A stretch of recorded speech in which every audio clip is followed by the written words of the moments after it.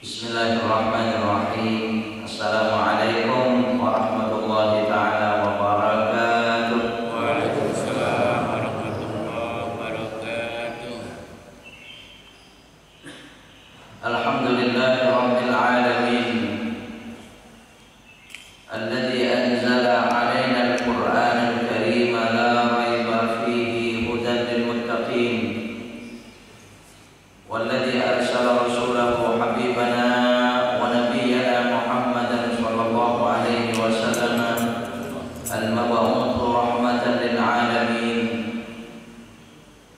Wassalatu wassalamu ala habibina wa nabiyyina Muhammadin wa ala alihi wa ashabihi wa kulli man tabi'ahum bi ihsanin ila yaumiddin. Subhanaka la ilma lana illa ma 'allamtana innaka antal alimul hakim. Rabbana shrah lana sudurana wa yassir lana umurad dunya wal akhirah wahlul 'uqdatam min alsinatina yafqahu aqwalana. Amma ba'd. Hadirin hadirat bapak-bapak, ibu-ibu, saudara-saudara sekalian, para jamaah salatus subhi wa ta'lim Masjid Al-Istiqamah, kaum muslimin dan muslimat yang rahmatullah seluruhnya yang hadir pagi hari ini di tempat yang mulia penuh barakah Masjid Al-Istiqamah, yang tentunya setiap saat kita agungkan, kita makmurkan dengan segala bentuk ibadah dan kesalehan kita. Di pagi hari ini kita sangat bersyukur pada Allah Subhanahu wa taala dengan rahmat nikmatnya, hidayah-inayahnya, sehat yang masih diberikan oleh Allah, aman dan selamat yang masih dianugerahkan Allah, sekalipun situasi masih belum tentu, belum menentukan, situasi masih belum sebagaimana kita inginkan. Namun insyaallah sebagai hamba yang imannya bagus, hamba Allah yang ketakwaannya bagus kepada Allah, semua situasi kita ini tidak akan pernah mengganggu, bahkan tidak akan pernah merusak segala aktivitas apalagi ibadah kita kepada Allah Subhanahu wa taala.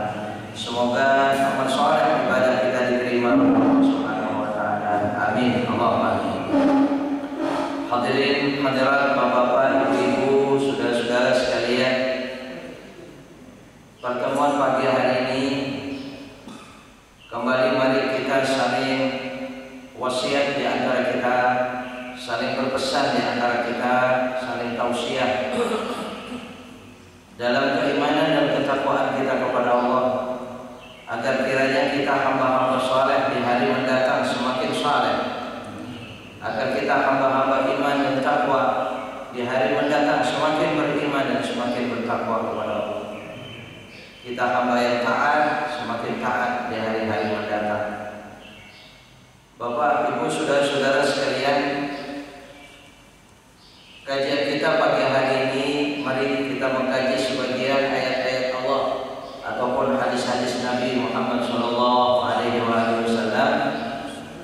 yang tentunya bukan kajian baru, hanya mengingat-ingatkan kembali kita, memperkuat kembali ingatan-ingatan kita terhadap sebagian ayat Allah ataupun hadis Nabi SAW yang banyak bercerita tentang imannya kita terhadap Al-Quran. Apa sebenarnya Al-Quran itu di mata kita orang beriman kepada Allah, dan fungsi Al-Quran itu sendiri atau fadilah, keutamaan, khususiat daripada Al-Quran itu sendiri. Bapak ibu saudara sekalian rahimakumullah, sudah tak terhitung rasanya kita khatam Al-Quran ya. Membaca Al-Quran dari sejak dahulu sampai sekarang ya sudah sulit berapa kalinya. Insyaallah di hari-hari mendatang semakin banyak kita membaca Al-Quran. Allah anugerahkan kemampuan, kekuatan dengan waktu-waktu yang masih disediakan oleh Allah. Namun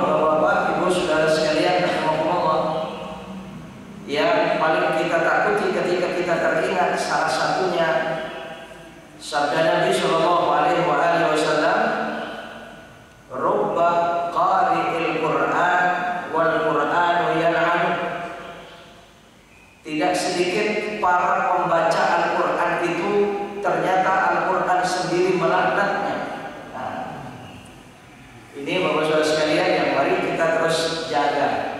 Kita waspada, semua kita ahli Al-Quran. Sudah tidak terhitung lagi, Pak. Bahkan ada bacaan Quran sunnah, mungkin ketemu bacaan Quran wajib selain Fatihah. Kalau Fatihah sudah pasti setiap saat ya. Bapak Ibu Saudara sekalian, ini sabda Nabi Shallallahu Alaihi Wasallam. Anas bin Malik radhiyallahu anhu. Jadi kata Nabi, tidak jarang. Kalau tidak jarang berarti kan sering. Tidak sedikit atau rubah, tidak sedikit. Kalau tidak sedikit berarti ya banyak. Qari'il Quran, dalam redaksi yang lain talil Quran. Kala yatlu talil, itu pembaca tilawah. Orang-orang yang tilawah Al-Quran, wal Qur'anu yal'anu, tapi Al-Quran itu sendiri melaknatnya. Wah, na'udzubillah. Yang artinya lagi adalah mereka Quran itu berada di jauh, wal Qur'anu fi jawfil fajir. Ternyata Al-Quran itu berada di hati atau di diri orang-orang yang gampang terpleset, tergelincir dengan dosa, masih banyak melakukan dosa. Artinya akhlaknya itu bertentangan dengan yang dibaca. Dia baca Al-Quran tapi akhlaknya buruk. Allahu a'lam, mungkin banyak kalau saya tanyakan satu-satu, bapak-bapak ini bisa mendatangkan contoh berlainan ya. Yang contoh itu benar semua. Ya, saya melihat orang dia baca Al-Quran, bagus dia baca Qurannya, tapi kok ya, saya lihat perbuatannya, saya lihat akhlaknya, masa saya ya, ini kalau sekarang sih memang Bapak Saudara sekalian ya, situasinya karena sedang begini ya. Ya, kita kadang-kadang dulu sebelum situasi semacam ini, kalau ketemu kita nggak salaman itu kan nggak enak, betul ya? Betul. Itu dulu Pak. Ya kalau sekarang memang situasinya begini ya kebalik, ketemu kalau salaman yang nggak enak Pak. Nah tapi ada orang dengan akhlaknya yang kurang baik itu salaman itu milih-milih. Nah ini termasuk bagian daripada akhlak yang kurang baik. Kenapa harus milih-milih? Wah kalau itu apa nggak jenggotan, saya nggak mau. Masa salaman cuma dilihat dengan jenggotnya, Pak? Nah, ya alaman ya. Jadi dia itu tidak mau kecuali kepada orang yang kenal. Bapak Ibu Saudara sekalian, ini berubah dari Quran wal Quran ini termasuk bagian daripada Al-Quran yang melaknatnya. Jadi akhlaknya buruk dia. Rahimahullah. Itu pengaruh dari bacaan Al-Quran. Sebenarnya ini ancamannya. Kalau kita baca dalam Ihya Ulumuddin, ini panjang sekali Pak. Fi dhimmi tilawatil ghafilin, ada tilawah tersebut tilawatil ghafilin. Bayangkan, tilawahnya orang-orang yang lalai. Jadi tilawatul Quran orang-orang yang lalai. Bagaimana orang lalai membaca Al-Quran tapi mereka lalai dengan baca Al-Qurannya. Nah itu di dalamnya salah satunya hadis Rasul Shallallahu Alaihi Wasallam. Dan bagaimana Nabi SAW bersabda sangat mengerikan. Beliau mengatakan akfarul munafiki hadhil ummah qurra'uha. Ya Allah, alhamdulillah. Kita ini berada di lempengan yang mana? Kita ahli Al-Quran seluruhnya. Masa dikatakan oleh Nabi paling banyaknya munafik umatku ini atau umat ini qurra'uha, mereka yang ahli baca Quran. Tapi terus jangan terus kita putus asa kalau begitu, nggak usah banyak baca Quran, takut jadi orang munafik gitu. Wah, kalau orang yang banyak baca Quran saja banyak munafik, apalagi jangan baca. Ya begitu. Jangan dibalik kayak tadi, Pak. Nanti kita jadi takut membaca Al-Quran ya. Bapak Ibu Saudara sekalian, itu sabda Rasul Shallallahu Alaihi Wasallam. Kenapa? Karena beliau bersabda, ma'amana bil Quran manistahalla maharimu. Tidak dikatakan orang yang mengagungkan Al-Quran, bahkan tidak dikatakan orang yang percaya dengan Al-Quran jika dia masih menghalalkan yang diharamkan oleh Al-Quran. Ya sekarang kaitannya apa? Seperti yang sering saya sebut ya, Jumat kadang-kadang saya ingin menyebutnya karena ingin mengingatkan kita semua, saya dan hadirin sekalian, untuk selalu taat kepada Allah. Terlihat orang-orang yang baca Al-Quran itu lebih taat kepada orang. Ya bagaimana kalau instruksi atasannya luar biasa?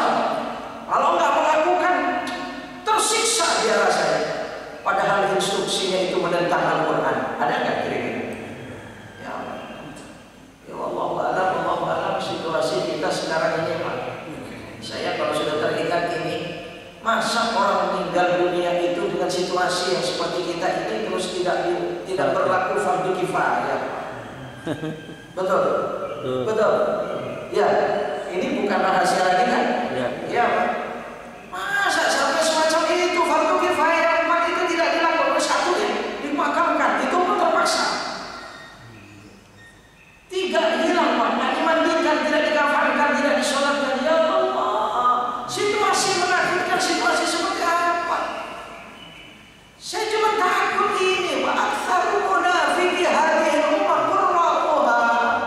Paling besar dan paling banyaknya munafik umat ini adalah mereka yang tahu, mereka yang membaca Al-Quran.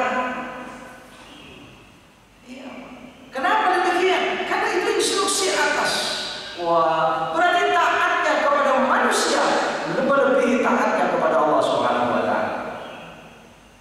Taatnya kepada WHO lebih kepada taatnya daripada taatnya kepada Rasulullah Sallallahu Alaihi Wasallam. Ya lihat renggangnya sholat, berjaraknya sholat, betul? Masalah sekalian, kalau WHO begitu, pakai jarak. Rasulullah Sallallahu Alaihi Wasallam sangat menganjurkan, makanya ya Allah alam silakan soal itu banyak ini karena memang sedang ramai saja ya. Contoh-contoh lebih taatnya kepada manusia dibanding taatnya kepada Allah Subhanahu wa Ta'ala. Dan ini terjadi kepada qurra, orang-orang yang ahli membaca Al-Quran. Makanya bagaimana pada Nabi dikatakan Al-Quran ya Quran melaknatnya. Oleh karena itu Bapak saudara-saudara sekalian, sekali lagi mari kita selalu saling mengingatkan di antara kita, buktikan bahwa kita adalah akhlak yang baik, kita taat kepada Al-Quran, kita taat kepada Allah Subhanahu wa Ta'ala. Jangan melebihi, semua itu taatnya kepada Al-Quran, taatnya kepada siapapun. Kita setiap saat ada peraturan di mana-mana. Ya, di masjid ada aturan, di lingkungan ada aturan, betul. Tapi kalau itu bikinan manusia, ya dulu bertentangan atau tidak? Alhamdulillah. Dan Bapak Ibu saudara sekalian yang ingin saya sampaikan pada pagi hari ini di sebagai mukadimahnya, betapa Allah Subhanahu wa Ta'ala menurunkan Al-Quran. Tadi salah satunya dibacakan ayat tadi Pak Haji itu dikatakan ayat inna hadzal Quran yahdi lillati hiya aqwam. Sesungguhnya Al-Quran merupakan petunjuk, yahdi, hidayah lillati hiya aqwam, kepada siapa saja atau kepada perbuatan aqwam yang paling lurus. Ya, aqwamu itu afdalu, itu ismu tafdil, paling lurus. Tidak ada yang lebih lurus daripada Al-Quran, daripada petunjuk-petunjuk Al-Quran. Makanya kalau kita ingin tidak bengkok, ya bersama Al-Quran. Bengkok Pak, yang lain-lain itu hati-hati. Iya, walaupun coba dari dulu sampai sekarang, kapan pernah ada revisi Al-Quran?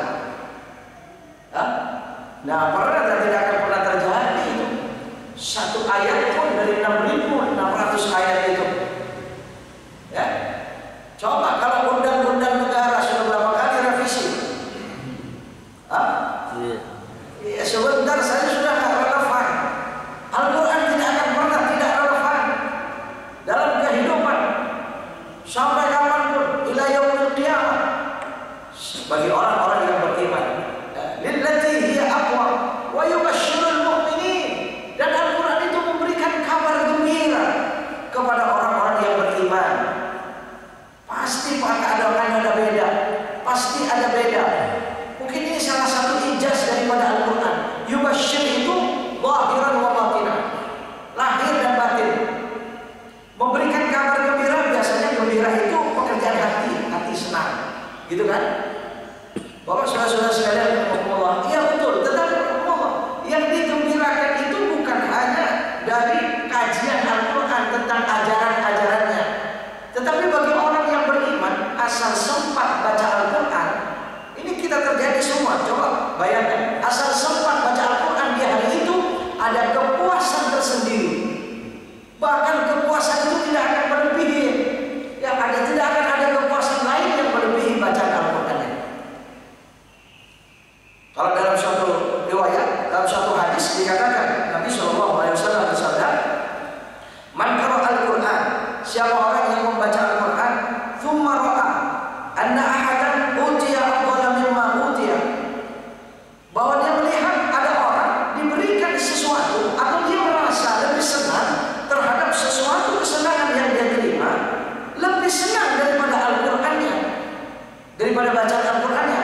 Kalau ada orang merasa semacam itu, faqad istasghara ma 'azzamahullah, maka dia telah mengucilkan apa yang diagungkan oleh Allah Subhanahu wa taala, yakni Al-Qur'an. Dia telah menyepelekan Al-Qur'an, menghina Al-Qur'an. Makanya kalau dia hari itu sempat membaca Al-Quran, dari habis subuh pagi sudah senang, ada kesenangan lagi, ada kesenangan lagi. Berapa kali dalam satu hari kesenangan itu? Kemudian dalam sehari itu sempat membaca Al-Quran, ya barangkali pada subuh surah Waqi'ahnya barangkali. Kalau dia hari itu lebih senang yang lain-lain, itu telah menyepelekan Al-Quran, menghina Al-Quran. Itu bagi kita orang beriman kepada Allah Subhanahu wa taala. Jadi dipengaruhi oleh Al-Quran. Oh ya, makanya kita tidak akan pernah bosan baca Al-Quran itu. Jangan jauh-jauh, Pak. Ya pertanyaannya, kenapa sih Bapak Ibu rahimahullah kok Al-Fatihah itu nggak pernah ada perasaan bosan? Padahal sudah berapa kali selama ini bacaan kita paling banyak baca apa? Fatihah. Tidak ada bacaan wajib selain Fatihah kecuali ada sebab-sebab tertentu. Tapi kalau Al-Fatihah wajib di dalam salat. Ya, asal kita dengar Al-Fatihah kita baca. Al-Fatihah berapa kali? Masih belum zikir dimanapun. Kenapa? Itu ijazul Quran. Itu kelebihan Al-Quran yang memang dijadikan demikian oleh Allah Subhanahu wa taala. Makanya yang mengagumi Al-Quran itu sebenarnya bukan orang yang beriman kepada Al-Quran saja. Orang di luar, orang yang beriman pun masih ikut kagum dengan Al-Quran. Berapa banyak orang di luar, orang yang beriman itu memuji-muji Al-Quran. Betul? Kalau kita tidak akan pernah memuji kitab lain selain kitab yang diturunkan memang oleh Allah Subhanahu wa taala. Ya, Bapak Saudara sekalian. Adapun pengaruhnya dalam kehidupan, Masya Allah, dahsyat. Apa ya, subhanallah, Bapak Saudara sekalian, ketika Allah Subhanahu wa taala berfirman tadi, "Yubasysyirul mu'minina alladziina ya'maluna shalihat." Allah akan memberikan kabar gembira kepada orang-orang beriman dan beramal saleh. Dalam Al-Quran itu banyak diceritakan. Anna lahum ajran kabira. Bahwa bagi mereka itu disediakan upah yang sangat besar. Bukankah dalam hidup ini yang cukup menyenangkan itu ketika kita menerima upah? Betul? Betul. Iya. Kita berangkat pagi, pulang sore, berangkat gelap, pulang gelap demi upah di tanggal 1. Betul? Betul. Supaya tanda tangan di tanggal 1 itu, Pak. Ya tanggal 1 saja ya, kapan saja ya, Pak. Ya demi upah, coba. Begitu sudah terima upah. Tapi coba bandingannya dengan ajaran kabira. Ajaran kabira kabir besar sekali. Allah, itu janji Allah Subhanahu wa taala. Ketika Allah Subhanahu wa taala berfirman, surah Yunus ayat 57-58, ya ayyuhan nas qad ja'atkum maw'izatun min rabbikum wa shifaa'un lima fis sudur wa hudan wa rahmatan lil mu'minin. Allah Subhanahu wa taala berfirman, "Hai manusia, qad ja'atkum mau'izatun," sungguh telah datang kepada kalian mau'izatun, nasihat-nasihat, pesan-pesan, ya, perintah-perintah,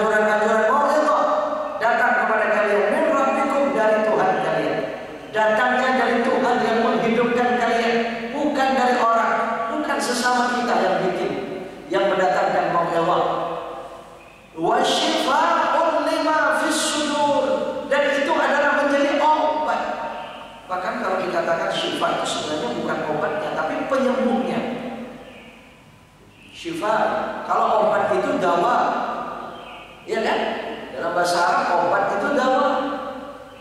Kalau kita pergi ke toko obat di Arab, ya jangan terus ashtari syifa, jangan begitu. Ketawa mereka. Saya mau beli sembuh. Ya nggak cocok. Tapi ashtari dawa, saya mau beli obat. Ya, itu dawa. Obat apa? Obat. Tapi Al-Quran mengatakan Allah wa shifa'un lima fis sudur, bukan wa dawa'un lima fis sudur, bukan itu, Pak. Bukan obat fis sudur dalam dada kita, ini obat hati, bukan obat hati tapi penyembuh. Allah lebih daripada obatnya kan. Wa shifa'un lima fis sudur.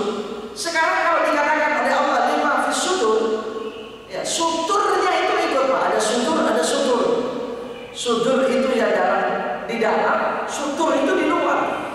Kalau diobati yang di dalam, maka yang di luar itu akan terobati juga. Kalau sembuh yang di dalam, yang di luar akan sedikit sembuh. Insya Allah demikian. Tapi kalau cuma sembuh di luar, dalam belum. Dalamnya, ya, belum tentu sembuh, Pak.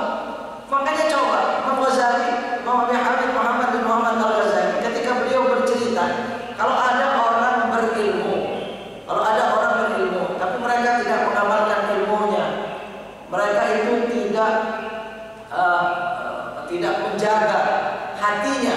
Mereka ahli ibadah, tapi hatinya tidak dijaga. Ahli ibadah, tapi hatinya tidak dijaga.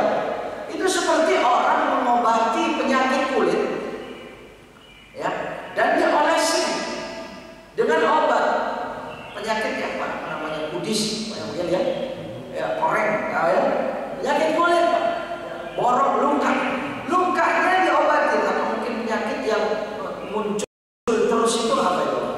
Ya koreng itu ya, apa namanya bisul ya, gitu ya, semacam itulah. Jadi seperti orang mengobati bisul, dioles, tapi dia tidak minum obat antibiotiknya misalnya. Ya sembuh dengan ini, tapi dia akan muncul lagi di tempat yang lain, betul? Begitu kan kalian? Karena tidak dibunuh dari dalam. Jadi di sini Bapak-Bapak sekalian, tapi juga tidak usah oles-olesnya, tidak usah. Obatin saja dari dalam, sehatkan badan kita, baguskan imun kita. Ya, minum kekuatan obat apa yang bisa yang menjadikan imun kita bagus itu. Oh, itu korek, hilang dengan sendirinya, tidak perlu obat oles. Jadi kalau diobati sutur terobati. Ya. Makanya Allah Subhanahu wa taala mengatakan wa shifa'un lima fis sudur. Obat. Ya. Untuk dada lima dengan apa yang ada penyakit di dalam dada manusia itu. Wa hudan wa rahmah. Ya, petunjuk dan rahmat lil mukminin, bagi orang-orang yang beriman. Di sini Bapak Ibu Saudara-saudara sekalian. Lalu Allah mengatakan ayat berikutnya, qul bi fadlillahi wa bi rahmatihi fabidzalika falyafrahu huwa khairum mimma yajma'un. Qul, katakan Muhammad, bi fadlillah, dengan karunia besar yang Allah Subhanahu wa taala turunkan dari Al-Qur'an ini. Rahmat Allah, karunia Allah banyak sekali. Diutusnya Nabi Muhammad, dilahirkannya Nabi Muhammad, diturunkannya Al-Quran, banyak perintah dan larangan, aturan-aturan Allah, agama Islam, itu fadlullah, karunia Allah. Maka katakan Muhammad, dengan karunia besar dari Allah Subhanahu wa taala dan dengan rahmatnya. Rahmat banyak sekali, namun rahmat yang paling besar yang disebut dengan rahmatul uzma, rahmat yang sangat agung itu adalah Al-Quran, diutusnya Nabi kita Muhammad sallallahu alaihi wasallam. Itu rahmatul uzma. Maka dengan karunia Allah dan dengan rahmatnya, fabidzalika falyafrahu, dengan sebab itu mestinya mereka itu gembira. Manusia seharusnya menerima karunia besar itu, bukan cuma orang yang beriman saja.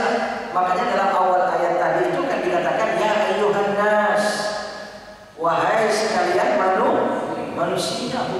ayyuhalladzina amanu, bukan. Cuman permasalahannya ada orang yang mampu, ada yang tidak, kan begitu kan? Iya, ada yang gampang, ada yang lunak, ada yang keras, susah. Ya, falyafrahu, maka mestinya gembira. Wa khairun mimma yajma'un. Itu lebih baik daripada segala sesuatu kesenangan yang mereka berhasil menghimpunnya selama ini. Khairun mimma yajma'un. Pernah mengumpulkan harta sebanyak apa? Tetap mestinya lebih gembira, lebih bahagia dengan turunnya Al-Quran dan diutusnya Nabi kita Muhammad Sallallahu Alaihi Wasallam. Bapak saudara-saudara sekalian, alhamdulillah, dalam suatu riwayat an Abi Darda an Abdullah qala li Rasulillah wa qala li Rasulullah sallallahu alaihi wasallam, dari Ubaidah dari Abdullah, beliau berkata, suatu saat Nabi sallallahu alaihi wasallam bersabda kepadaku, kata beliau, "Iqra alayya." Bacakan kepadaku ayat Al-Quran. Nah, sahabat tadi mengatakan, "Faqultu ya Rasulullah, aqra'u alayka wa alayka unzil." Apakah saya harus membacakan Al-Quran sedangkan Al-Quran diturunkan kepada engkau ya Rasulullah? Itu kata sahabat tadi. Ya, dia canggung kan disuruh baca ayat Quran di hadapan Nabi, bayangkan. Iya, kita kadang-kadang jadi imam, kalau di belakang itu ada orang hafid Quran, waduh rasanya gimana ya Pak ya? Wow, ya rasanya. Ya, tapi karena sudah terlanjur maju ke tempat imam ya takbir juga. Saya pernah diceritakan, ini cuma ada cerita, pada orang berdua ini berjamaah mampir di suatu masjid di pinggir jalan itu, sholat Isya sudah ada. Malaman itu berjamaah sudah selesai. Ya sudah saling dorong-mendorong di antara keduanya. Satunya jadi imam, satu sama gak mau. Sama-sama merasa ya tawadhu, santun, sopan, gak mau ke depan. Kenapa? Karena merasa hafalannya kurang bagus. Itu hafalannya kurang bagus. Ya daripada gak berjamaah masing-masing, majulah salah satu. Ketika maju salah satu ya sholat. Begitu sholat, waladhdallin, ternyata aminnya banyak. Ya, tadinya cuma berdua dengan kawannya, berani dia maju kan? Ternyata begitu waladhdallin, amin, kok rame. Itu ramai dia membaca surah apa? Ya, mau baca surah apa? Ini bingung, lama dia baca apa ini? Wah, udah keringetan dia baca. Lama baca ini surah. Ya akhirnya bacalah surah sehafal-hafalnya. Betul itu memang lupa, padahal menurut dia sudah hafal. Lupa lagi, diulang lagi, lupa lagi. Padahal cuma kuliah ayyuhal kafirun itu lupa. Ya memang kuliah kafir itu rawan memang kebalik-baliknya ya. Ya Ustaz, saya kebalik-balik, katanya nggak bisa di situ. Ya itu Pak. Jadi ya memang begitu orang baca Al-Quran. Nah ini sama sahabat Nabi Sallallahu Alaihi Wasallam. Ya ini disuruh baca oleh Nabi. Iqra alayya, bacakan Al-Quran untukku. Ya, apakah saya harus baca Al-Quran untuk engkau ya Rasulullah, sementara Al-Quran itu diturunkan kepada engkau ya Rasulullah? Sahabat itu. Qala, Nabi SAW bersabda, "Inni uhibbu an asma'ahu min ghairi." Ya, tak apa-apa, silakan baca. Aku suka mendengar bacaan Al-Quran itu dari selain aku. Saya senang mendengar suara membaca Al-Quran, ya, dari suara orang lain selain dari aku, dari suara aku. Karena kalau kita baca, ya kita juga mendengar suara kita. Tapi termasuk Nabi mendengar suara orang lain membaca Al-Quran, Nabi suka. Nah inilah barangkali dalil kalau kita simaan. Ada namanya simaan kan? Baca, diteliti, gantian baca, diteliti, ada kan? Ya ini Pak. Nah, hadis itu sahih, Masya Allah. Sekarang sementara selama ini, itu nggak ada contohnya. Sahabat nggak pernah simakan. Ya iya, karena persis tempat seperti kita di lingkungan semacam apa namanya muda, duduk bersama-sama semacam itu ya memang nggak ada riwayat Pak. Tapi dia Nabi senang, itu sering Nabi SAW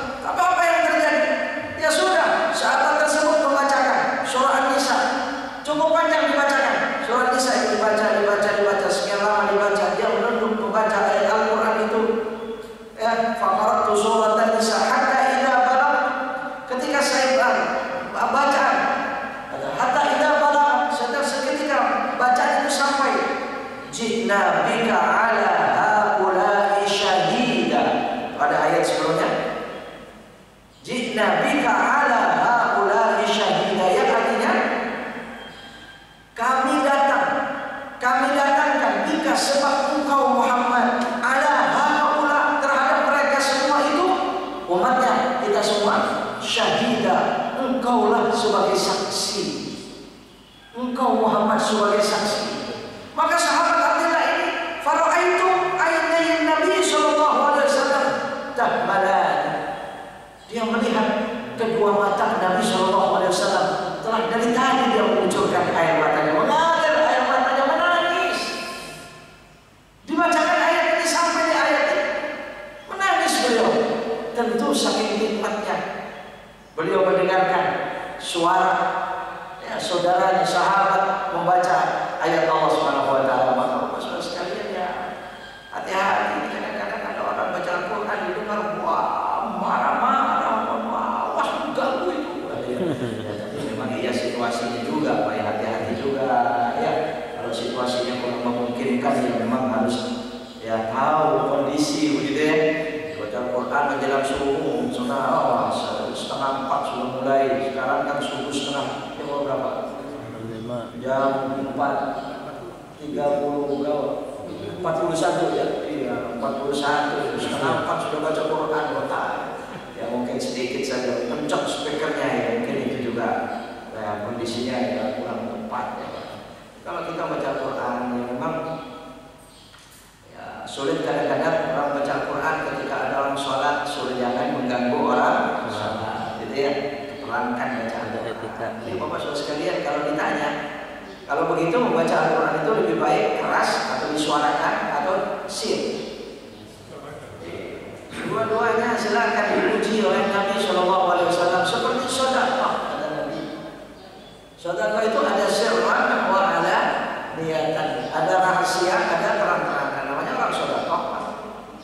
Dua-duanya dipuji Nabi Shallallahu Alaihi Wasallam. Tinggal atur ma'fis sudur, tinggal atur niatnya, keinginannya dalam hatinya, betul. Tinggal itu, Pak. Orang sedekah mau terang-terangan kayak mau diumumin, mau diekspos, biarin aja. Iya, nggak peduli dengan dia mau diumumkan atau tidak. Saya karena Allah, yang saya harap keridhaan Allah itu saya. Nggak diumumkan juga nggak tersinggung. Iya, nggak terus diumumkan, misalnya sumbangannya besar, Jumat nggak diumumin, kelewatan itu pengurus rumah marah-marah. Kan nggak juga. Sama orang baca Quran dikeraskan, ya silakan. Dipelankan, ya seperti sedekah tadi. Dua-duanya sama-sama dipuji oleh Nabi Sallallahu Alaihi Wasallam. Cuma tetap ada pesan. Orang sedekah terang-terangan memang sensitif terhadap riya dan pamer. Betul. Orang baca Al-Quran bersuara sensitif. Imam ketika menjadi imam dengan suara sensitif. Siapa? Ketika baca Al-Quran, orang baca Al-Quran, orang membaca Al-Quran. Coba tanya kepada yang ahli atau tidak ahli, atau kita semua, Pak. Mereka yang ahli baca Al-Quran dengan suara yang bagus, mereka itu merasa kalau suaranya bagus itu merasa. Kalau kori-korikan itu yang enak-enak suaranya, dilantunkan suaranya ya. Iya, dengan nada yang sekian banyaknya, wah nikmat sekali itu, mereka merasa ya. Dan mereka ketika mendengar suara yang tidak ahli, ya, yang tidak bakat, dia juga merasa. Orang pun juga begitu, yang tidak bakat itu merasa. Saya punya kawan, aduh sudah sekian lama dia itu belajar Al-Quran itu ya.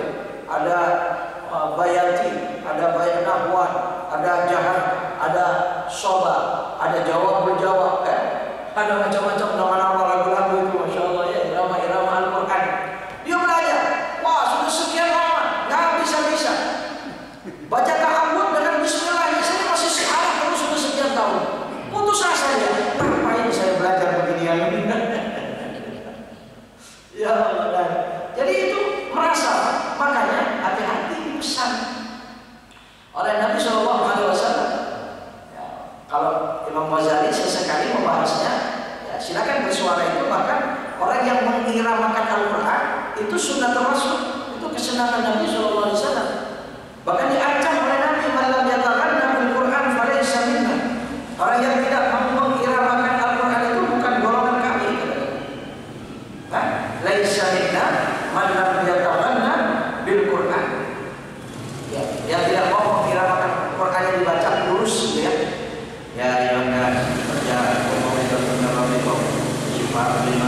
muncul wa hudan wa rahmatan lil mu'minin wa hudan wa rahmatan lil mu'minin. Baca lurus-lurus macam itu. Nah, silakan diramakan.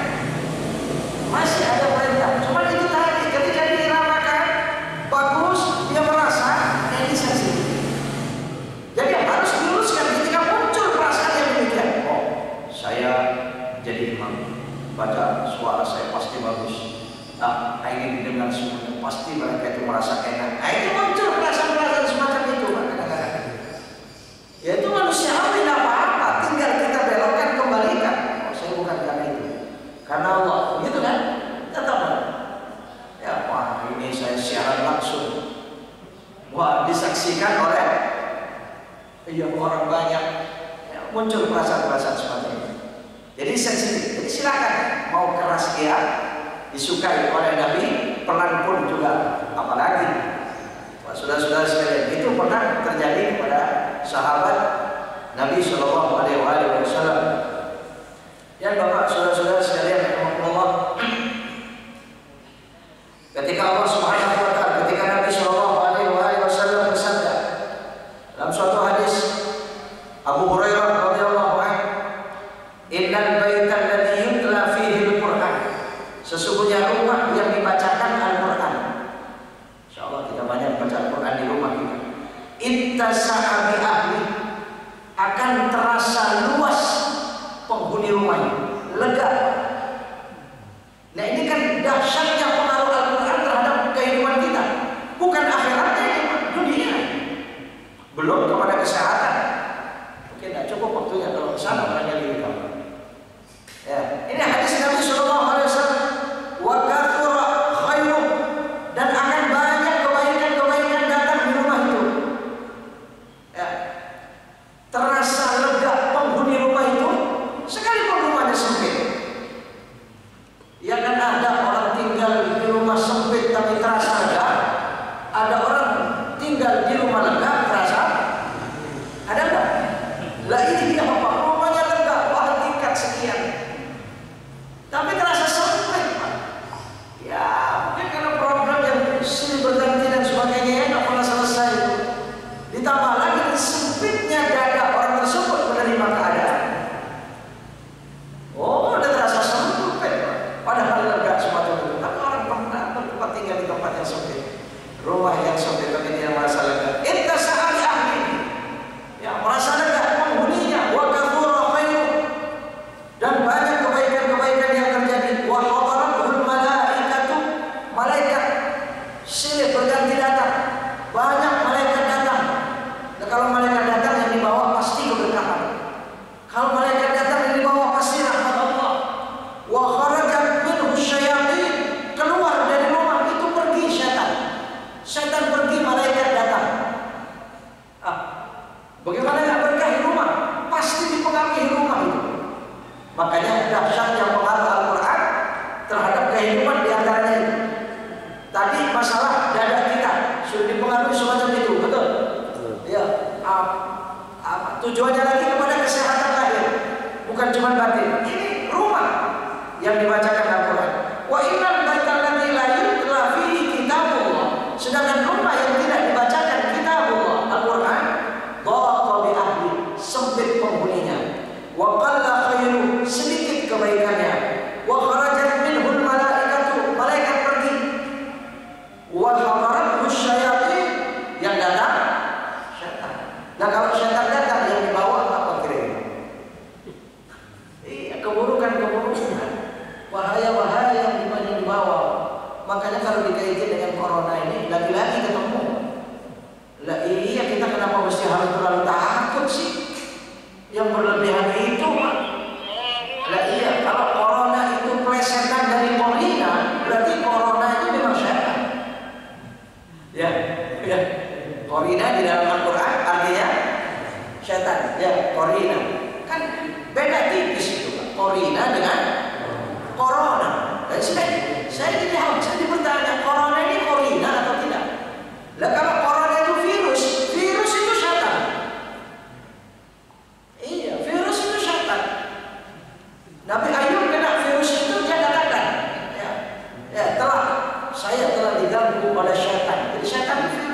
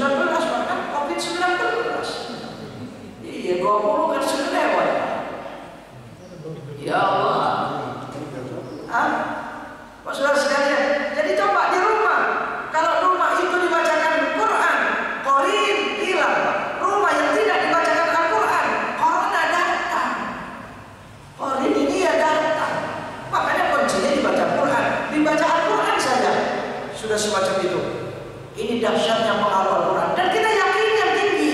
Kalau yakinnya setengah-setengah, baca Al-Quran, timbul dia, muncul perasaannya. Baca Quran sih baca Quran, tapi tamu datang itu. Aduh, gimana ya?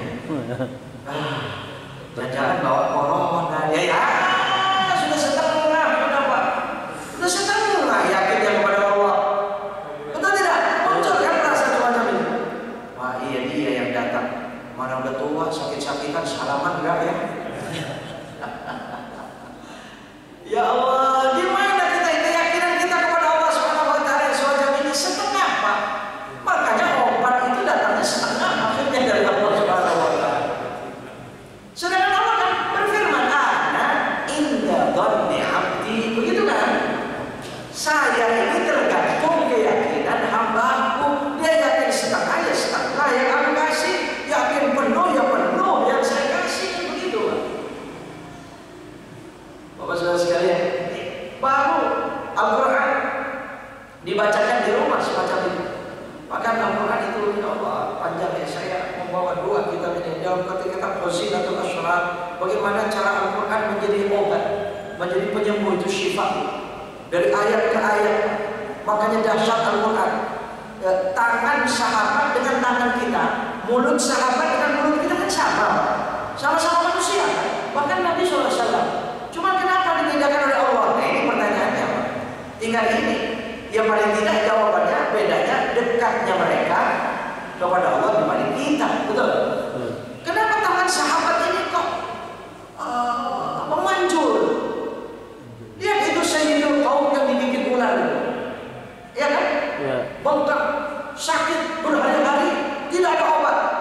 Ketika sahabat-sahabat Nabi datang, mereka tanya, adakah di antara kalian yang bisa mengobati Sayyidi, ya tuanku sedang sakit. Orang kaya raya dia, ya, insya Allah kami akan coba mengobati. Ambilkan ayat, bacakan surah Al-Fatihah beberapa kali. Surah Al-Fatihah yang memang ummul Quran, induknya Al-Quran. Tentu keyakinannya kepada Allah Subhanahu wa taala. Seketika itu sembuh, diusap dengan tangannya dengan ayat tersebut tadi. Sembuh seketika, saking senangnya Sayyidul Qaum ini mau memberikan hadiah kambing 30 ekor. Bayangkan 30 ekor, silakan ambil bagian dari kambingku ini 30 ekor. Orang Pak disembuhkan seketika, sakit bukan main, sakit hilang sakitnya. Oh iya, kalau sekarang orang yang kaya raya, orang yang duitnya triliun kan cuma 1 miliar, cuma seberapa begitu kan? Orang kaya raya, sahabat ini senang, senang akan menerima hadiah itu senang. Tapi tiba-tiba ingat, aduh bagaimana saya menerima hadiah ini? Saya belum tanya kepada Nabi. Kan jadi dia menunda. Dia berangkat ke Madinah, menemui Nabi SAW. Dia cerita, ada kejadian begini ya Rasulullah. Ya, kami menyembuhkan mereka yang sedang sakit semacam ini. Kami diberikan hadiah 30 ekor kambing. Ini halal atau tidak ya Rasulullah? Sedangkan saya dengan cara Al-Quran, masa saya membaca Al-Quran ngambil hadiah? Tuh, kehati-hatian sahabat. Gak mau mereka bertindak semaunya sendiri. Karena pada saat itu ada Nabi SAW. Selagi ada keraguan-raguan, tanya dulu kepada Nabi SAW. Jangan sampai melakukan sesuatu yang meragukan sampai datang keyakinan. Dak maya ribut ila maya ribut. Tanya Nabi SAW. Begini Rasulullah, kalau mau dikasih hadiah 30 ekor, bagaimana ya Rasulullah? Nabi setuju. Ya, Nabi tidak mengatakan, ya boleh, tidak begitu Pak. Boleh itu diambil hadiahnya itu, tidak begitu bahasa Nabi SAW. Tapi Nabi mengatakan, ya sudah nanti kambingnya, kalau sebagian itu sudah matang, makan bersama-sama kawannya, sebagian berikan kepada saya. Nggak mengatakan iya, tapi kalau itu artinya apa ya? Boleh. Boleh tidak? Boleh. Wah jangan lebih dari boleh Pak. Jadi kalau begitu ya ruqyah dengan Al-Quran, doa dengan Al-Quran, baca Al-Quran, ada hadiah, boleh tidak? Boleh. Ya boleh. Tapi ada pesan. Apa pesannya? Kalau orang baca Al-Quran, termasuk muadzin, baca Al-Qurannya itu memang demi upah, pengen dibayar. Dari sebelumnya sudah pengen dibayar, makanya itu ada istilah kata jual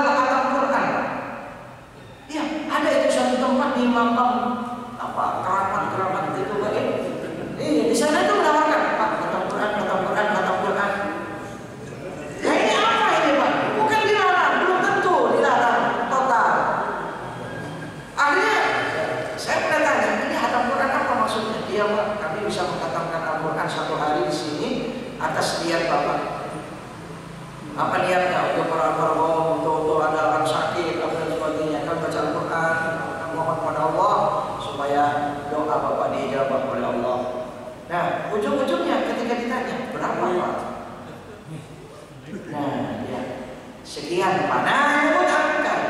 Cuma 7 juta rupiah Pak. Ya. Iya. Ya Allah. Nah ini hati-hati ini semacam ini apa ini? Kalau soal saya khatam Quran Pak atas nyata Pak, saya mohon pada Allah mudah-mudahan diterima oleh Allah. Dan terus bagaimana ada bayarnya? Oh enggak Pak, paling ya kalau Bapak mau sedekah ya seikhlasnya, lebih banyak lebih bagus. Singgungannya begitu Pak. Yang seikhlasnya ya silakan, namanya seikhlasnya. Ya katamin Al-Quran, ternyata dia menerima sedikit, tidak sebagaimana yang diharapkan. Bagaimana hatinya? Ya dia orang yang ahli ibadah, orang yang saleh. Ya Allah, memang ini dari Engkau hari ini ya Allah. Senang, tetap senang ya Allah. Hadiah dari bacaan Al-Quran jangan cuma ini ya Allah, berikan yang lain pahala dari Engkau. Begitu kan kalau dia orang ikhlas. Tapi kalau dia dulu begitu dibuka hadiahnya, ya ada dia ini hati-hati besok kalau nawarin lagi. Ya kalau ini yang terjadi bos sekalian ya ada pesan, jangan begitu ya. Kalau soal menerima hadiah ya silakan saja. Ya bahkan qaulul qadim Imam Syafi'i dalam kitab Masya Allah itu tafsir wa bayan, ya, itu qaulul qadim Imam Syafi'i, orang ceramah mendakwah agama itu mengambil upah itu haram hukumnya. Iya, tapi qaulul jadid beliau ya mewajibkan kaum muslimin memperhatikan para dai, para mubaligh. Kenapa? Kalau tidak diperhatikan kehidupannya, alasan beliau mereka akan berdagang. Apalagi kehidupan sudah mahal. Betul. Biaya hidup sudah mahal. Punya anak sekian, biaya sekian dalam kehidupannya. Tapi dengan dakwahnya umat tidak memperhatikan kehidupannya, maka tidak mustahil suatu saat Islam akan lemah. Maka seluruh kaum muslimin menjadi dosa. Begitu ya fatwa beliau Imam Syafi'i, qaulul qadim dan qaulul jadid beliau. Bapak saudara sekalian Allah. Jadi ya kembali kepada tadi sahabat Nabi SAW ternyata semacam ini. Baik, Allah ya Allah ya. Ya mungkin waktunya apa ya? Oh ya udah jam 6 dari waktunya masa ya. Ya jam Allah ini apa isyarat sudah dari tadi ya. Jam 6 sekarang itu sudah 9:58. Allah alam. Kajian ini panjang ya. Oke, kita masih ini Terlambat. apa ya? Syuruk. Terlambat 58. Syuruk ini sudah lewat ya. Karena sekarang memang subuh lebih siang ya. Iya betul. Alhamdulillah saya coba nanti pada Ustaz Sukron Rojadi yang akan menyampaikan pelajarannya pagi hari ini terkait masalah dasarnya membaca Quran. Mudah-mudahan dengan apa yang telah disampaikan kita akan bertambah ketaatannya dalam baca Al-Quran. Kita langsung pada sesi tanya jawab. Silakan, ada satu lagi.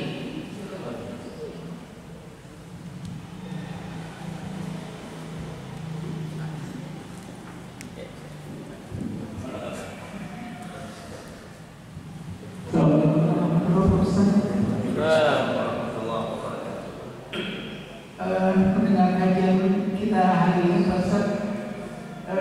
tentang kemunafikan dan dalam membaca Al-Quran. Seperti Ustaz cerita tadi tentang upah membaca Al-Quran yang kami tidak ikhlas, yang tidak diperbolehkan. Sekarang ini Ustaz, kalau misalnya kita sholat jenazah, kadang-kadang kita digiring untuk jadi orang munafik Ustaz. Kita kadang-kadang tidak sebetulnya kita tahu yang meninggal ini bukanlah seorang yang alim dan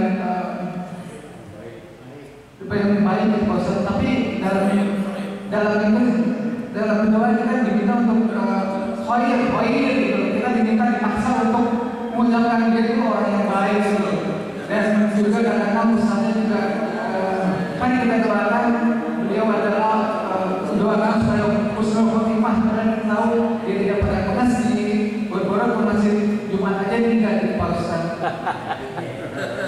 Terus nanti kita pengobatan yang ada di Pak Ustadz sekarang ini jawabannya fikih Pak Ustadz. Seperti kita tahu di sosmed bagaimana Ustadz Hadi Hidayat memberikan tentang ayat-ayat Al-Quran yang bisa untuk menyembuhkan, tapi malah beliau malah ditangkap karena itu jadi obat itu tidak laku karena banyak orang larinya ke ayat-ayat Al-Quran tersebut Ustadz. Itu saja. Assalamualaikum warahmatullahi wabarakatuh. Obatnya nggak laku.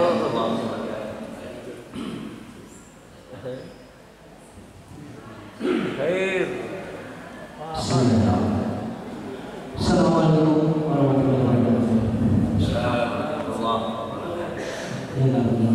Yang Ustaz Ghazali, sehubungan dengan tadi yang di awal ceramah Ustaz bahwa hadis Rasulullah yang mengatakan Al-Quran bisa disebutkan. Kalau boleh saya simpulkan Ustaz, sungguhnya dalam Al-Quran itu ada perintah dan larangan, dan perintah dan larangan itu tidak kita laksanakan kadang-kadang kita pilih-pilih menurut kepentingan kita atau maupun kepentingan pengusaha. Maka itu Rasulullah mengatakan benar atau tidak. Yang kedua adalah sekarang ada viral Ustaz, SKB di dalam negeri melarang anak-anak dari kita yang sekolah di negeri untuk tidak berhijab, untuk tidak melaksanakan syariat sesuai dengan agamanya. Apakah ketika menteri ini bisa disebut kita munafik? Terima kasih. Assalamualaikum warahmatullahi wabarakatuh. Dari Muhrim, saya maju lagi.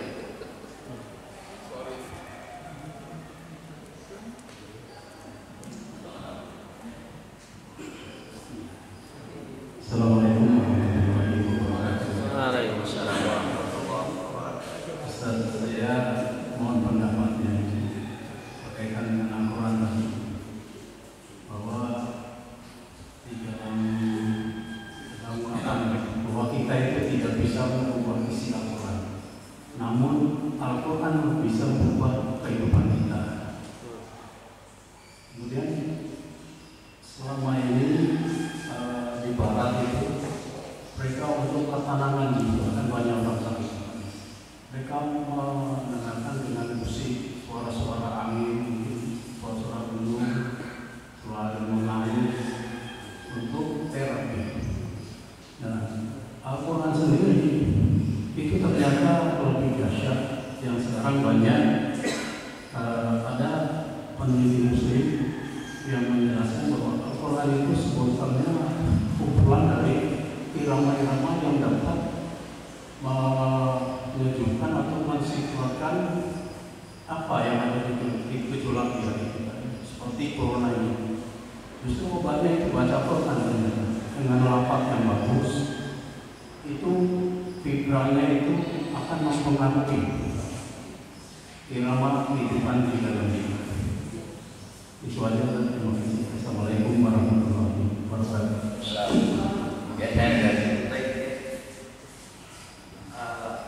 Iya, ini ya memorinya sudah ada. Ini pertanyaan sudah 3 macam bahkan berapa pertanyaan? Iya, bisa pertama tadi masalah menyolatkan di apa? Bagi mayit Seorang yang nggak pernah sholat Jumat ke masjid, nggak pernah sedekah. Ya, jadi sholat jenazah ya, khair gitu ya. Cuma itu, Pak. Nah, saya mendapatkan riwayatnya itu, Pak. Cuman itu tidak wajib. Tidak wajib. Tidak wajib. Kan apa-apa. Langsung diangkat itu ya, Pak. Ada. Itu masih ada riwayatnya, Pak. Saya menemukan itu. Tafsir Ibnu Katsir, surah Al-Baqarah, Allah ayat berapa? Saya sudah membahasnya beberapa kali karena memang ada beberapa pertanyaan semacam ini, Pak. Jadi suatu saat riwayatnya termasuk dilakukan Umar. Ini zaman Nabi dulu dan di zaman Umar dilakukan juga.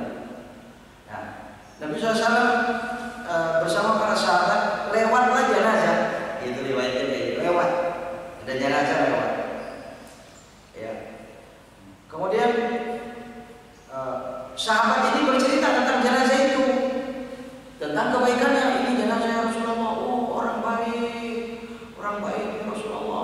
baik. Maka Nabi mengatakan wajibat. Wajibat. Beberapa kali Nabi mengatakan wajibat. Beberapa saat kemudian lewat lagi orang jenazah itu. Sahabat juga cerita, kali ini Rasulullah orangnya begitu ya. Diceritakan orang buruk di tukang begini. Kata sahabat itu mana keburukannya gitu. Nabi juga mengatakan wajibat. Akhirnya sahabat bertanya, wajibat ya Rasulullah? Apa yang maksud engkau mengatakan wajibat? Baru Nabi bersabda, iya, orang meninggal itu tergantung cerita orang ya di sekitarnya itu. Kalau orang itu menceritakan kebaikannya, itu menyaksikan tentang kebaikan dia, maka menjadi doa. Doa sudah kepastian. Kalau keburukannya ya sudah sama, wajibat juga. Makanya disitulah akhirnya kalau orang meninggal itu, mari kita saksikan bahwa isyhadu, ya kan, isyhadu bi anna hadzal mayyit min ahlil khair, gitu kan. Tujuannya itu, Pak, supaya kita menyaksikan kebaikan dia. Jadi kalau kita menyaksikan semacam itu tuh kesaksian malaikat, wajibat kata Nabi. Mudah-mudahan betul-betul dia menjadi ahli baik, kebaikan di sisi Allah. Ya, terus permasalahannya tadi ya tadi Pak Jumat bagaimana khair ya. Tahu nggak Jumatan nggak pernah ke masjid, giliran meninggal sholat di masjid. Orang masjid suruh khair yang berat. Kalau lidah kita ya, ahli khair, dia nggak pernah ke masjid, nggak pernah Jumat. Ya Allah, ya betul Pak. Kalau dari situ ya nggak tahu, silakan aja Pak. Ya mungkin ketika kita sholatin jenazah, sholat dah, karena memang fardu kifayah kalau dia masih beriman, gitu kan. Tapi begitu maju, jangan-jangan nanti ahlul khair. Saya mundur aja dah. Takut ahlul khair nanti ya. Mungkin ini yang terjadi Pak. Ya kan dimakan ya malu. Tergantung amal dia, begitu kan. Makanya orang kadang-kadang ada orang meninggal, gampang sekali orang lain mendoakan. Banyak orang lain yang mensolatkan. Banyak orang lain datang untuk mendoakan bagi hasil dan sebagainya Pak. Tapi ada orang meninggal, ada yang datang sama sekali. Ya bukan karena situasi ini. Kalau situasi ini Pak lain lagi. Ini berkait dengan pertanyaan kedua tadi. Situasi semacam ini munafik atau tidak gitu ya. Karena menghilangkan taatnya kepada Allah. Ya Pak ya. Iya kok syariat-syariat agama kok dihilangkan, fardu kifayah hilang. Pertanyaannya lagi, ini hasil ulah orang munafik atau tidak? Kalau dikatakan ditanya ini termasuk munafik atau tidak? Ya jelas Pak. Menghilangkan kebaikan perintah-perintah Allah bukan itu munafik. Kalau dia orang beriman, lebih taat kepada selain Allah daripada Allah, ialah semua munafik. Kalau saya nggak tahu siapa orangnya dan di mana, gitu kan ya. Kenapa tidak tahu dan di mana? Karena saking banyaknya. Ya, jadi pertanyaan kedua iya, jadi dia nggak Jumat, dia nggak pernah ke masjid. Giliran meninggal minta sholat di masjid. Ya Allah, ya. Iya betul Pak. Jadi ya ini sebenarnya kalau itu tadi ada riwayat ya. Ada riwayat. Cuma Nabi malu. Sayyidina Umar radhiyallahu anhu melakukan begitu juga di Madinah. Sepeninggalan Nabi SAW, ada jenazah itu disaksikan semacam itu. Sahabat bertanya, bagaimana engkau melakukan ini ya Rasulullah? Wahai Amirul Mukminin. Beliau menjawab, karena pada saat Nabi SAW mengatakan wajibat itu ada Sayyidina Umar. Ya, itu Pak. Jadi ya mereka semacam itu jangan disalahkan. Cuma memang tidak wajib. Kalau nggak dilakukan, ya udah nggak apa-apa ya. Nggak wajib sholatnya. Ya kalau nggak disolatin, baru Pak. Ya seperti ini nggak dikapanin, nggak disolatin. Ya Allah, ini situasi apa ini? Masa semacam itu? Ini ada cerita dulu. Saya kalau cerita nggak enak. Semalam itu yang cerita Pak di suatu majelis, Masya Allah ya. Kemarin Pak ada Jumat di masjid itu memang betul Pak, itu sebenarnya tidak COVID ya. Kemudian supaya tidak COVID itu memang membayar sekian Pak, jumlah besar juga bayarnya supaya tidak di-COVID-kan, membayar sekian besar. Nah ini keluarganya yang cerita kemarin. Jadi supaya dibawa pulang bisa dibawa pulang ini supaya bisa dimandikan di rumah di apa. Nah coba, ya saya tidak tahu siapa dan di mana ini ya. Ya kalau dia tersinggung di sini ya pelakunya begitu. Ya, nggak ada yang tersinggung kan? Ya, nggak ada yang tersinggung kan? Iya, ini ceritanya. Bayangkan jumlah besar juga itu bayarnya, Pak. Baru bisa dibawa pulang itu jenazahnya. Ya Allah, itu seorang pengurus masjid. Ya, Pak sudah sekalian ini. Ya Allah, kalau sudah begini, bagaimana menjual fardu kifayah itu dengan harga sekian? Bukankah itu jelas munafik? Iya, jangan marah kalau dibilang munafik. Betul tidak? Betul. Jangan marah kalau saya nanti saya ngomong begitu ditangkap lagi. Ya Allah. Aman. Ini zaman situasi ya Allah. Betul Pak. Ya, kita jaga ya Pak. Jaga pokoknya hati-hati ya Pak. Saya kemarin itu Pak. Jadi kalau sudah ini hidup kita ini berifat itu karena orang yang kubur jabatan, orang yang cinta harta dan cinta jabatan itu subur sekali tubuhnya munafik. Munafik akan tumbuh dengan subur seperti tumbuhnya sayur mayur di tanah yang lembab, yang subur. Iya, itu Pak munafik. Ini gampang sekali manfaatnya. Iya. Ya kalau misalnya ini saya mau cerita, mau bukti, ya saya bisa datangkan orang yang cerita kepada saya. Atau mungkin Bapak bisa dibawa. Kemarin pada Jumat di suatu masjid Petukan. Ya Allah, sampai kapan situasi kita ini Pak? Makanya saya sebenarnya menginginkan begini Pak. Saya ya, terserah diterima atau tidak itu hak Bapak Ibu. Berbeda itu tidak masalah. Betul tidak? Namanya berbeda. Pengurus masjid silakan mengkondisikan. Kalau saya maunya sudahlah sholat itu rapat saja. Jangan menganggap sholat rapat itu bahaya. Tidak akan bahaya. Itu dijaga oleh Allah. Ya Rahman ala rusikum. Tangan Allah berada di atas kepala kalian selama kita takbir sholat itu sampai salam. Disayang oleh Allah. Justru kalau rendah itu tempatnya kori. Corona justru datang ke samping kita. Kalau rapat tidak ada. Ya kalau saya mau begitu. Di samping itu jangan biarkan orang munafik terus-menerus tepuk tangan. Betul tidak? Betul. Mereka orang-orang munafik sampai sekarang tepuk tangan di seluruh dunia karena melihat masjid sholat berjamaah yang renggang berjalan.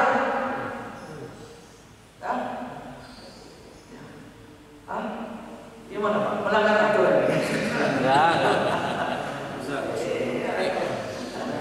Ya saya cuma ingin, Pak. Boleh nggak keinginan? Boleh. Iya, saya tidak melakukan rapat. Ya, Pak, saya nggak mau. Saya cuma ingin di hati saya. Ya kalau ada yang banyak yang sama keinginannya, alhamdulillah. Nggak sama, ya nggak apa-apa. Jangan lagi beralasan begini.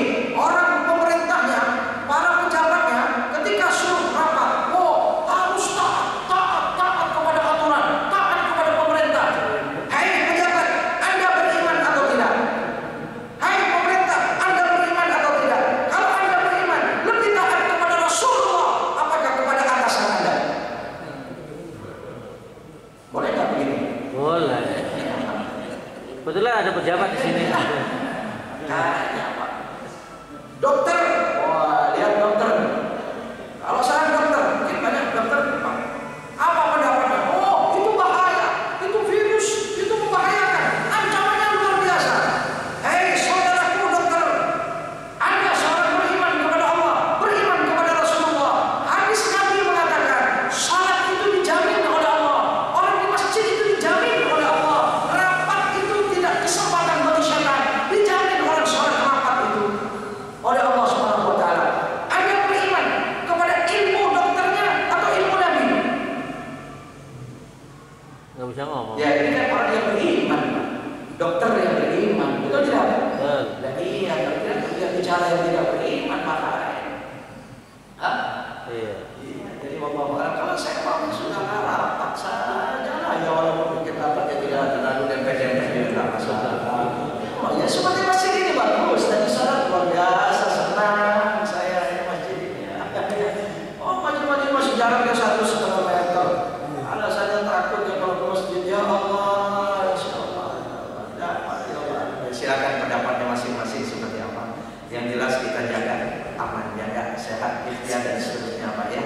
Ya, kalau soal masker ini terus nggak apa-apa. Saya walaupun COVID ini selesai dan sebagainya, bahkan saya dari dulu udah biasa saya maskeran. Bagi saya perintah pakai masker pelan. Saya udah duluan Pak, biasa dari dulu. Apalagi saya motor ya. Wah, ada berapa masker tuh? Jok itu Pak.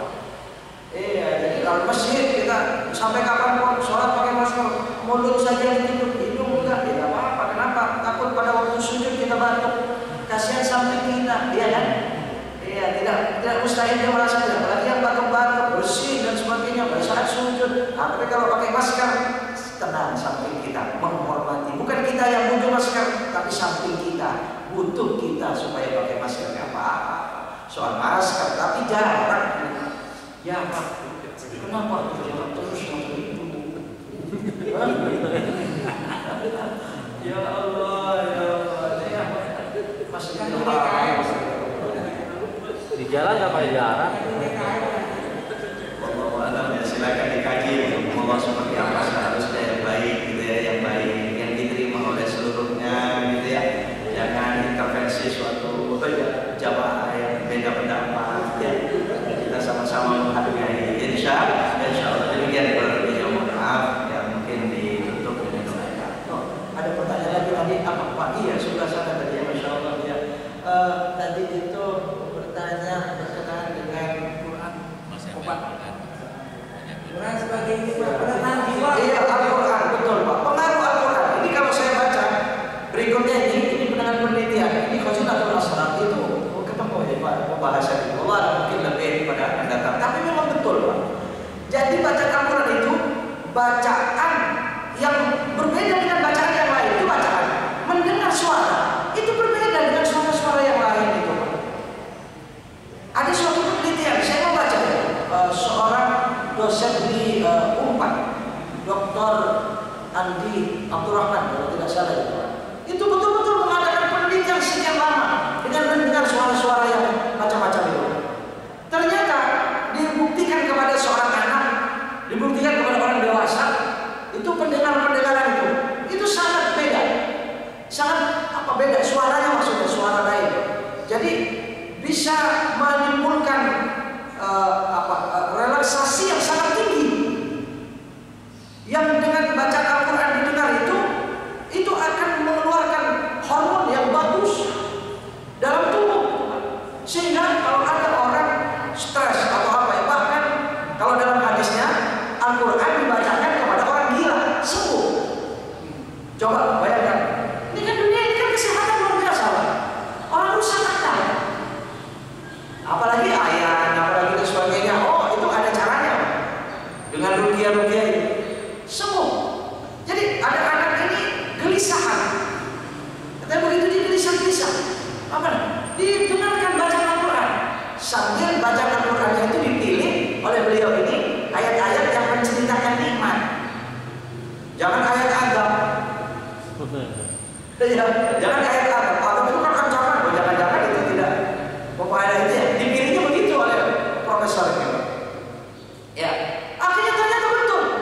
Dia mendengarkan dulu dengan musik-musik. Musik itu dipendengarkan. Bagaimana relaksasinya dia? Ya bagaimana dia? Nah seberapa? Kan ada orang kalau dia lagi galau apa dan sebagainya ambil gitar, gitu kan? Main gitar. Dia bisa menikmati suara gitarnya, enak apa dan sebagainya. Bagi orang beriman, bukan orang beriman saja, dicoba perdengarkan ayat Quran. Kalau bisa yang membacanya orang yang suaranya memang enak. Dengan alunan suara bacaan Quran yang enak, dahsyat itu pengaruhnya itu terhadap tubuh manusia lahir.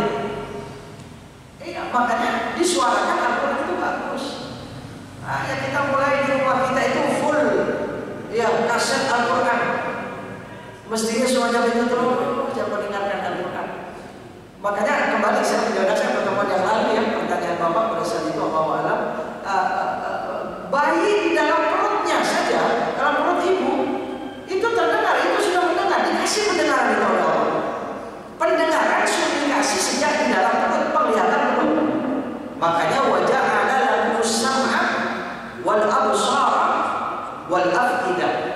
Pendengaran terlebih dahulu. Makanya kalau ibu ini sering baca Quran, insya Allah dibacakan di dekat perutnya itu ayatnya, membaca Al-Quran. Paling tidak sekali ayat-ayat Al-Quran, taruh di perutnya itu biar dengar dia. Insya Allah itu mempengaruhi. Yakin kita kepada Allah Subhanahu Wa Taala. Cuman yang lebih bagus bukan kaset yang baca Quran. Nah iya, itu kan kalau nggak mungkin nggak bisa ya diwakili gitu ya, kalau bisa ya kalau kita sendiri. Ya baik, mungkin itu ya diantaranya ya. Ya Allah alam, apakah mungkin dengan izin Allah bisa dilanjutkan mendatang insyaallah. Demikian. Mungkin kita tutup. Baik, alhamdulillah.